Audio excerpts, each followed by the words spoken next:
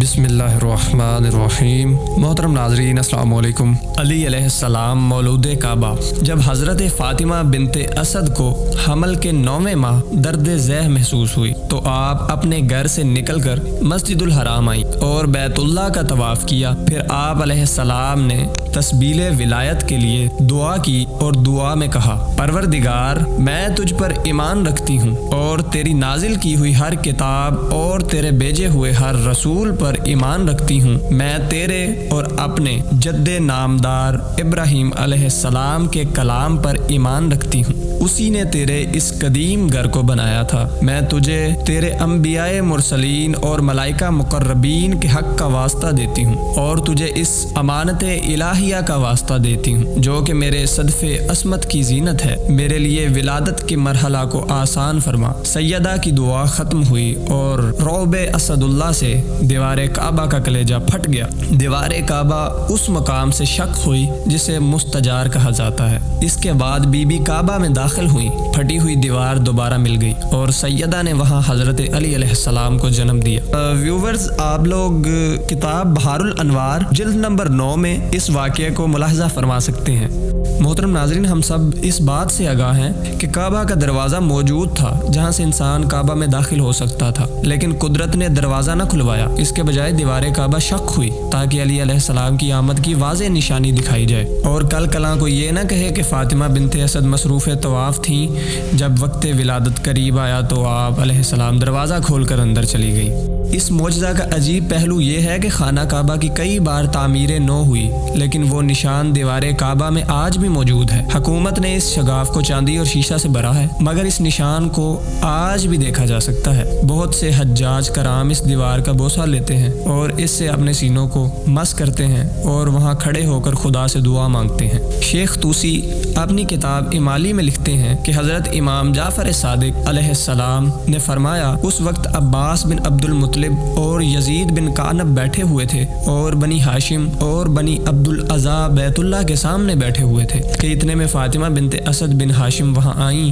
اس وقت انہیں حمل کے 9 ماہ پورے ہو چکے تھے۔ بی بی بیت اللہ کے سامنے کھڑی ہوئیں، انہیں درد ذیح لاحق تھا۔ انہوں نے آسمان کی طرف دیکھ کر دعا کی تھی جیسا کہ ہم پہلے ذکر کر چکے ہیں۔ الغرض بی بی کعبہ کے اندر چلی گئیں، پھٹی ہوئی دیوار دوبارہ مل گئی جبکہ دروازہ بند تھا۔ حضرت ابو طالب علیہ السلام کو اس واقعہ کی اطلاع ملی۔ وہ اپنے ساتھ اپنے خاندان کے افراد کو بھی لے کر آئے اور کوشش کی کہ کسی طرح سے کعبہ کا دروازہ کھل جائے اور خواتین کو بی بی کی مدد کے لیے بھیجا جائے، لیکن دروازہ نہ کھل سکا۔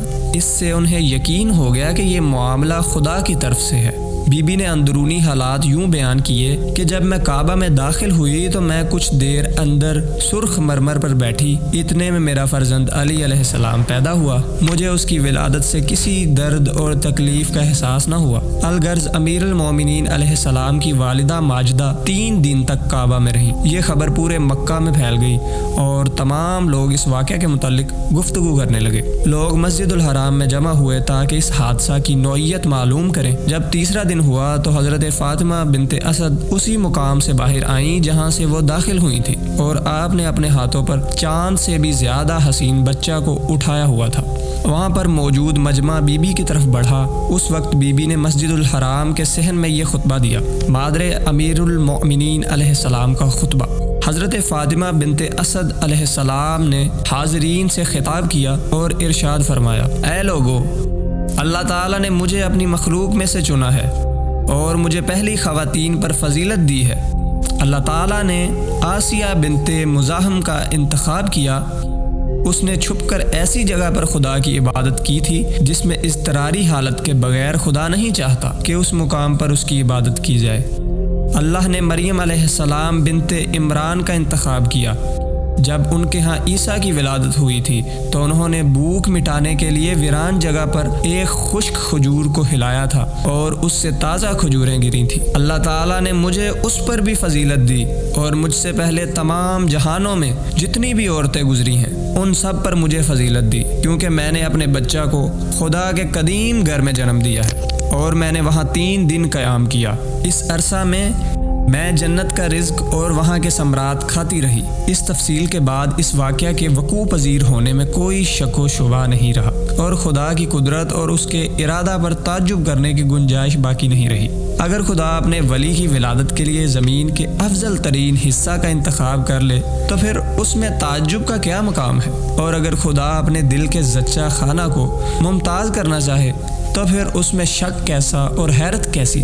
اگر خدا اپنے مقرب بندوں پر عطیات و احسانات کی بارش کرے تاکہ وہ خدا کے ہاں ان کی محبوبیت کی دلیل بن جائے تو پھر اس میں کون سی قباحت ہے اور اس میں کیا رکاوٹ ہے؟ ناظرین، اسی کے ساتھ مجھے اجازت دیجیے۔ اللہم صلی علی محمد و آل محمد۔